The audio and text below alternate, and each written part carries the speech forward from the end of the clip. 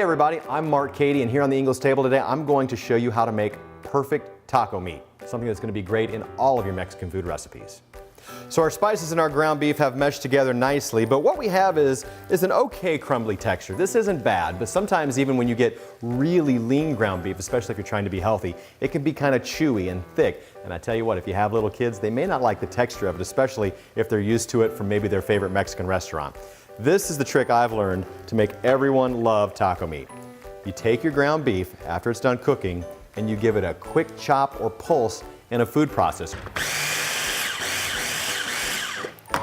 Another quick pulse.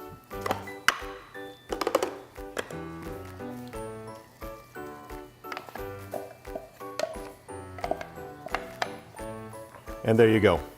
Perfectly consistent taco meat all the way across with lots of flavor. For more tips and tricks like this, make sure you check out the tips and tricks section here at theinglestable.com.